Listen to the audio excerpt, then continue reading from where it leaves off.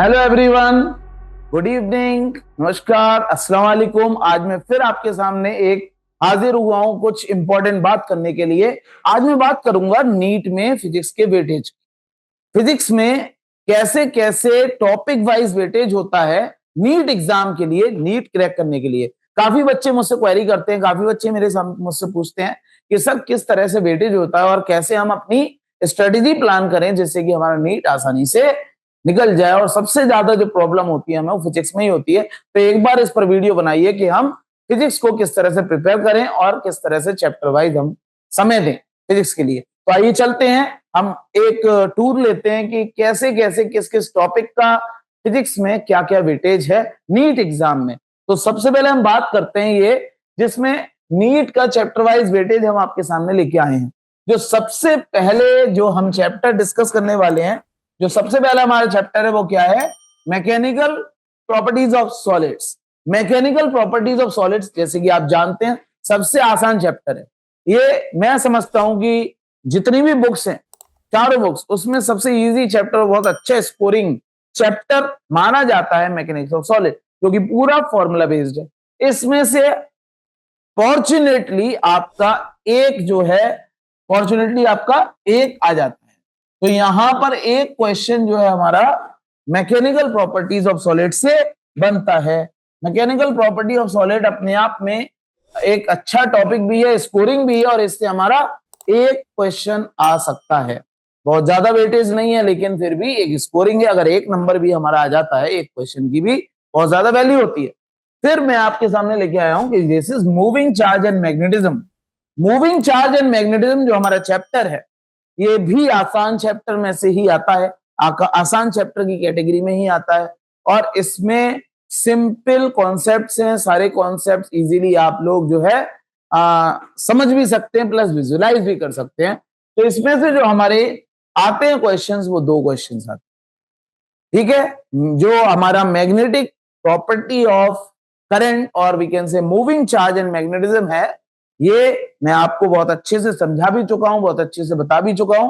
तो मेरी वीडियोस में आप गो थ्रू हो सकते हैं। तो जो मैकेनिक्स ऑफ जो पूरी मैकेनिक्स है मैग्नेटिज्म की, मैग्नेटिज्म से दो चैप्टर्स आने के चांसेस होते हैं, दो क्वेश्चंस।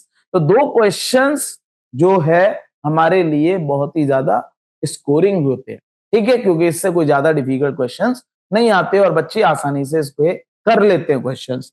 इसके बाद सेंटर ऑफ मास और सिस्टम ऑफ पार्टिकल से रिलेटेड, जो सेंटर ऑफ मास है हमारा और जो सिस्टम ऑफ पार्टिकल है, मेनली सेंटर ऑफ मास की अगर हम बात करें तो सेंटर ऑफ मास में आसान होता है सॉल्व करना क्वेश्चन को, और क्वेश्चन भी बहुत ज्यादा घुमा फिरा के नहीं पूछा जाता है। तो जो सेंटर ऑफ मास से क्वेश्चन आता है वो एक क्वेश्चन आ जाता है, एक क्वेश्चन सेंटर ऑफ मास से हो गया, ठीक है, ये भी हमारा स्कोरिंग है।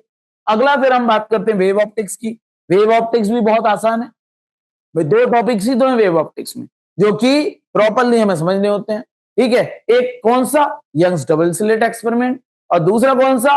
वेव मैकेनिक्स, मैकेनिक्स और energy inside the wave somewhat, just like intensity, just like amplitude type. तो इसका क्वेश्चन एक भी हमारे लिए क्या है? स्कोरिंग है, ठीक है। तो हम इसमें स्कोर आसानी से कर सकते हैं, एक वेव ऑप्टिक्स से क्वेश्चन आ जाता है। उसके बाद इलेक्ट्रोमैग्नेटिक इंडक्शन भी आसान टॉपिक है। ये सब पहले मैंने जो चैप्टर्स रखे हैं वो आसान आसान चैप्टर्स रखे हैं। तो इलेक्ट्रोमैग्नेटिक इंडक्शन भी एक बहुत आसान टॉपिक है, और एक चैप्टर भी, इसमें सिर्फ दो ही टॉपिक मिलनी है आपका। फर्स्ट जो है वो आपका सेल्फ इंडक्शन और म्यूचुअल इंडक्शन, दूसरा Faraday's law of electromagnetic induction. इन्हीं से हार्डली मेनली क्वेश्चंस आते हैं। तो जो हमारा इलेक्ट्रोमैग्नेटिक इंडक्शन है, ये भी अपने आप में एक नंबर का वेटेज रखता है, एक क्वेश्चन का, एक क्वेश्चन मतलब 4 नंबर का। उसके बाद अगर मैं बात करूं मैकेनिकल प्रॉपर्टीज ऑफ सॉलिड, ये भी अपने आप में एक बहुत आसान चैप्टर है, मैकेनिकल प्रॉपर्टीज ऑफ सॉलिड। और मैकेनिकल प्रॉपर्टीज ऑफ सॉलिड में अगर मैं बात करूं तो इसमें दो क्वेश्चंस आने के चांसेस हैं, दो क्वेश्चंस इससे आ जाते हैं। अब mechanical properties of fluid, fluid की अगर मैं बात करता हूं तो फ्लूइड मैकेनिक्स जो है वो क्या है कि मोशन ऑफ द फ्लूइड पर आधारित है, जिसके दो पार्ट्स अगर हम कर सकते हैं तो एक तो फ्लूइड स्टैटिक्स और दूसरा फ्लूइड डायनेमिक्स। फ्लूइड स्टैटिक की अगर हम बात करें तो फ्लूइड स्टैटिक में जो प्रेशर से रिलेटेड और जो आपका जो क्वेश्चंस हमने कराए थे बायंसी से रिलेटेड या फिर फ्लोटिंग प्रॉब्लम्स, इन सब से क्वेश्चन आने का चांस होता है। और अगर मैं फ्लूइड डायनेमिक्स की बात करूं तो बर्नौलीज प्रिंसिपल और जो आपका स्टोक्स लॉ है, इनसे और टर्मिनल वेलोसिटी, इनसे आने के चांसेस अक्सर रहते हैं। ठीक है, तो इनको आप बहुत अच्छे से करिएगा। फिर अगर मैं बात करता हूं इलेक्ट्रोमैग्नेटिक वेव्स की, इलेक्ट्रोमैग्नेटिक वेव से ज्यादा नहीं, एक क्वेश्चन हमारा या दो क्वेश्चन हमारे आ जाते हैं, हार्डली दो तक आ जाते हैं, बट एक ही आता है। तो इसमें जो क्वेश्चंस आते हैं इलेक्ट्रोमैग्नेटिक वेव्स के, ये भी एक स्कोरिंग है। इससे जो क्वेश्चंस आते हैं वो प्रॉपर्टीज से रिलेटेड आते हैं और एप्लीकेशन से रिलेटेड आते हैं। ठीक है, प्रॉपर्टीज ऑफ इलेक्ट्रोमैग्नेटिक वेव्स और एप्लीकेशंस ऑफ इलेक्ट्रोमैग्नेटिक वेव से इससे क्वेश्चंस ज्यादातर पाए जाते हैं। फिर अगर मैं रोटेशनल मोशन की बात करूं तो मैंने आपको जैसे कि बताया है कि रोटेशनल मोशन और हमारा जो मोशन इन स्ट्रेट लाइन की मैकेनिक्स है वो आपस में काफी हद तक रिलेट करती है, आपस में एक दूसरे से लिंक्ड है। तो अगर मैं बात करूं रोटेशनल मोशन की तो ये अपने आप में बहुत एक स्कोरिंग टॉपिक है और एक स्कोरिंग चैप्टर है। और इस चैप्टर में से मैं पाता हूं कि लगभग 3 सवाल आपके आ ही जाते हैं। लगभग 3 सवाल आपके रोटेशनल मोशन में अगर आ गए तो इसका मतलब ये है कि आपके 12 नंबर पक्के हो गए। ठीक है, और ये अपने आप में एक बहुत अच्छा वेटेज माना जाता है। इसके बाद अगर हम बात करें तो ऑसिलेशंस, ऑसिलेशन थोड़ा सा बच्चों को विजुलाइज करने में थोड़ी सी जो है दिक्कत होती है, लेकिन एक बार जब विजुलाइजेशन हो जाता है तो याद रखिएगा इसके एक्सेलरेशन, इसकी वेलोसिटी, उसके डिस्प्लेसमेंट और पोजीशन से रिलेटेड या इक्वेशन ऑफ ऑसिलेशन से रिलेटेड आपके सवाल इसमें पाए जाते हैं। और ऑसिलेशंस को सॉल्व करना भी आसान होता है, ज्यादा उसमें डिफिकल्टी नहीं महसूस होती है। तो 1 नंबर का वेटेज इसमें आ गया। फिर आपका जो चहीता चैप्टर है जो कि आप 10th क्लास से पढ़ते हुए आ रहे होते हैं, that is what ray optics and optical instrument. Ray optics और ऑप्टिकल इंस्ट्रूमेंट एक अपने आप में अच्छा वेटेज रखने वाला चैप्टर है। रे ऑप्टिक्स और ऑप्टिकल इंस्ट्रूमेंट्स में हार्डली आपके 3 क्वेश्चन से आ सकते हैं। 3 क्वेश्चंस जो आते हैं वो कहां से आते हैं मैं आपको बता देता हूं। लेंस और मिरर फॉर्मूला या फिर रिफ्रैक्शन से एक सवाल आ जाता है। लेंस और मिरर फॉर्मूला या रिफ्रैक्शन से एक सवाल आ जाता है। प्रिज्म से एक सवाल आ जाता है। प्रिज्म में आपका जो एंगल ऑफ डेविएशन वगैरह ये सब निकालना होता है, या फिर आपका स्पेक्ट्रम जो है, डिस्पर्जन ऑफ लाइट या फिर स्कैटरिंग ऑफ लाइट, इन सब से मिलके एक क्वेश्चन आ जाता है। और लास्ट में जो है आपका जो, अगर हम बात करें ऑप्टिकल इंस्ट्रूमेंट्स की, तो जो हमने बताए थे आपको टेलीस्कोप, आपको माइक्रोस्कोप, सिंपल माइक्रोस्कोप और कंपाउंड माइक्रोस्कोप, और अगर टेलीस्कोप की भी बात करें हम तो रिफ्लेक्टिंग टाइप और रिफ्रैक्टिंग टाइप टेलीस्कोप, इनसे एक सवाल आने का चांस रहता है। तो ये 3 क्वेश्चंस का वेटेज इसका रहता है। 3 क्वेश्चंस मतलब 12 नंबर। अगर मैं बात करता हूं काइनेटिक थ्योरी ऑफ गैसेस का, तो इस चैप्टर को आप देखो केमिस्ट्री में पढ़ के आ रहे होते हैं, केमिस्ट्री में भी इसको पढ़ चुके होते हैं आप, और फिजिक्स में भी दोबारा पढ़ते हैं। इसमें ज्यादातर जो क्वेश्चंस होते हैं वो डिग्री ऑफ फ्रीडम्स पर बेस्ड होते हैं, और आपका जो सीपी और सीवी निकालने का जो तरीका है या एडियाबेटिक कांस्टेंट निकालने का जो प्रोसेस है, इन सब से एक क्वेश्चन आ जाता है। ठीक है, वंडर वाल इक्वेशन से भी क्वेश्चन लगभग पूछ लिया जाता है। अगर मैं बात करता हूं कि डुअल नेचर ऑफ रेडिएशन और मैटर, इसकी अगर मैं बात करता हूं तो इसमें डी ब्रोगली वेवलेंथ है आपका एक इंपॉर्टेंट कॉन्सेप्ट है, और दूसरा आपका फोटो इलेक्ट्रिक इफेक्ट। ठीक है, डी ब्रोगली वेवलेंथ और फोटो इलेक्ट्रिक इफेक्ट, ये 2 ही चीजें हैं, इनके कॉम्बिनेशन से आपके सवाल पूछ लिए जाते हैं, और इसका जो वेटेज है वो 2 नंबर है। एक इलेक्ट्रोमैग्नेटिक रेडिएशन में आपका फोटो इलेक्ट्रिक इफेक्ट आ गया, जिसमें डुअल नेचर का कंफर्मेशन हुआ था कि लाइट वेव भी और साथ ही पार्टिकल भी है, और फिर आपका डी ब्रोगली हाइपोथेसिस से भी क्वेश्चन आ जाता है। ठीक है, अगर मैं बात करता हूं अगर मैं बात करता हूं ग्रेविटेशन की, तो ग्रेविटेशन अगला चैप्टर हमारा ग्रेविटेशन है, और ग्रेविटेशन में अगर हम देखें तो इसमें भी ज्यादा रॉकेट साइंस नहीं है, इजी चैप्टर है, और इसमें मेनली सैटेलाइट्स और दूसरा आपका एक्सेलरेशन ड्यू टू ग्रेविटी के वेरिएशन, ये सब बहुत ज्यादा इंपॉर्टेंट माने जाते हैं। और जो क्वेश्चंस आते हैं ग्रेविटेशन से वो लगभग सैटेलाइट, एस्केप वेलोसिटी और आपके कुछ मैकेनिक्स से रिलेटेड क्वेश्चंस होते हैं। तो इसमें 2 नंबर आने के चांसेस है, तो ये एक अच्छा वेटेज है। 2 नंबर का मतलब वेटेज है, 2 क्वेश्चंस का वेटेज है, तो इसका मतलब ये ग्रेविटी एक छोटा टॉपिक भी है और आसानी से हमें आ भी जाता है। अगर मैं बात करूं करंट इलेक्ट्रिसिटी की, करंट इलेक्ट्रिसिटी बहुत बार बड़ा होता है, 10th क्लास से हम लोग पढ़ते हुए आ रहे होते, ठीक है ना।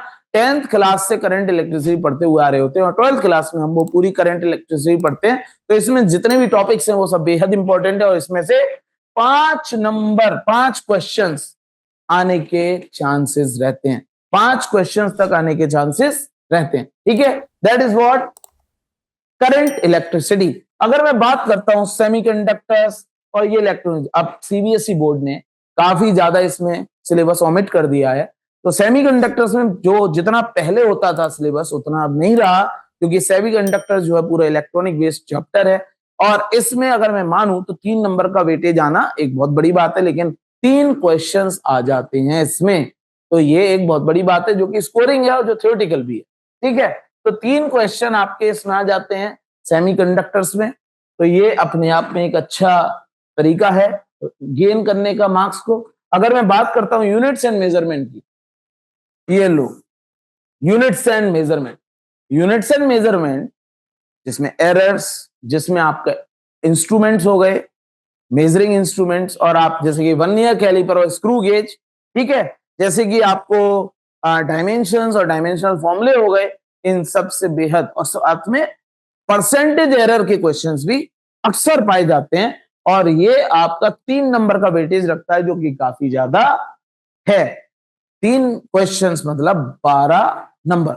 अगर मैं बात करूं वर्क एनर्जी एंड पावर, तो वर्क एनर्जी एंड पावर में 2 क्वेश्चंस आने के चांसेस रहते हैं, वर्क एनर्जी एंड पावर से 2 क्वेश्चंस आने के चांसेस रहते हैं। और अगर मैं बात करूं इलेक्ट्रिक चार्जेस एंड फील्ड की, इलेक्ट्रिक चार्जेस एंड फील्ड बहुत ज्यादा बच्चे रिपीट करते हैं। इलेक्ट्रिक चार्जेस एंड फील्ड इतनी बार रिपीट होता है क्योंकि वो एक पहला चैप्टर है, तो कई बार जो है स्कूल में भी रिपीट हो जाता है, कोचिंग में भी रिपीट हो जाता है और इसको स्कोर कर पाना आसान होता है और इससे भी हमारा अच्छा वेटेज है। 2 क्वेश्चन इससे आ जाते हैं, 2 क्वेश्चन इससे आ जाते हैं। अगर मैं बात करूं मैग्नेटिज्म एंड मैटर की, मैग्नेटिज्म एंड मैटर थ्योरेटिकल है जिसमें से ओमिट भी हो चुका है काफी ज्यादा, लेकिन थ्योरेटिकल भी है, तो इससे थ्योरेटिकल बेस को बच्चे स्कोर आसानी से कर लेते हैं और इससे एक क्वेश्चन आ जाता है, मतलब 4 नंबर का वेटेज इसका भी है। और अगर मैं बात करूं एटम्स का, ठीक है, एटम्स में आपका एटॉमिक स्ट्रक्चर केमिस्ट्री का भी है पार्ट और एटॉमिक स्ट्रक्चर फिजिक्स का भी पार्ट है, तो दोनों से ही जो आपके क्वेश्चंस आते हैं वो एक क्वेश्चन आ जाता है, ठीक है ना। अगर मैं बात करता हूं अगला न्यूक्लियाई, तो न्यूक्लियाई एक अच्छा टॉपिक है, न्यूक्लियाई आप केमिस्ट्री में भी पढ़ते हैं, न्यूक्लियाई आप फिजिक्स में भी पढ़ते हैं और इसमें से भी 2 क्वेश्चन आने के चांसेस रहते हैं, ये मेरी एक एनालिसिस है। इसके बाद मोशन इन अ प्लेन है, motion in a plane, vector, ये सब आपने पढ़ा है, प्रोजेक्टाइल मोशन और आपका जो है वेक्टर फॉर्मुलेशन, तो हार्डली इसमें से एक क्वेश्चन आ ही जाता है। उसके बाद अगर मैं बात करता हूं मैथमेटिकल टूल्स एंड वेक्टर्स की, वेक्टर्स से और मैथमेटिकल टूल्स यानी आपका इंटीग्रेशन, डिफरेंशिएशन, ट्रिग्नोमेट्री, इनसे एक क्वेश्चन आ ही जाता है, लेकिन रेयरली आता है बट आ जाता है, ठीक है।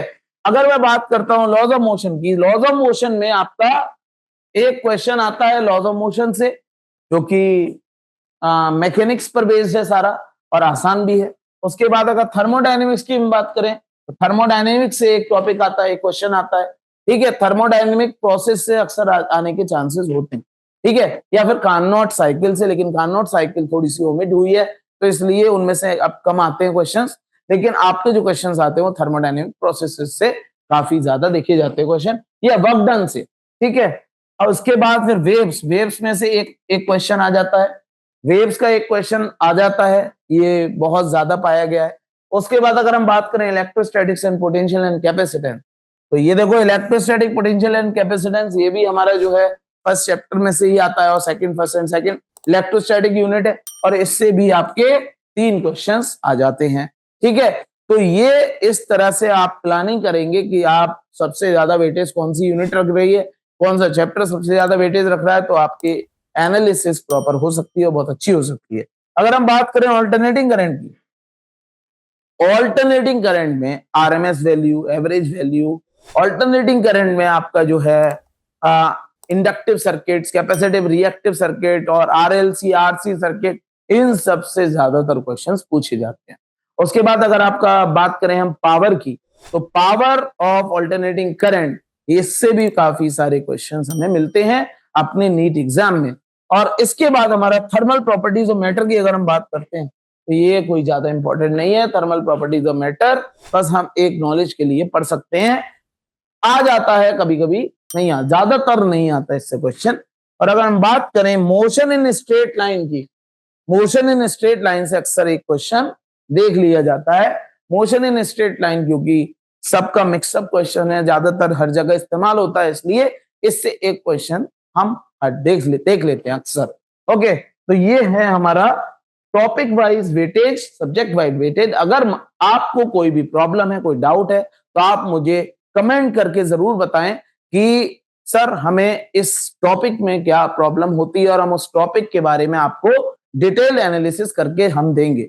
नेक्स्ट वीडियो, आने वाली वीडियोस में मैं आपको बताऊंगा कि ये जो आज मैंने टॉपिक वाइज, चैप्टर वाइज जो एनालिसिस किया है, इनमें से भी टॉपिक वाइज हम एनालिसिस करके डिटेल्ड स्टडी आपको बताते रहेंगे। और हम आपका साथ जब तक नहीं छोड़ने वाले, जब तक आपका नीट क्रैक ना हो जाए। तो जुड़े रहिएगा हमसे और हमारी वीडियोस को अक्सर देखते रहिएगा। हम आपके लिए हमेशा कुछ अच्छी ही इंफॉर्मेशन लेके आएंगे और आते रहेंगे। Thank you very much, God bless.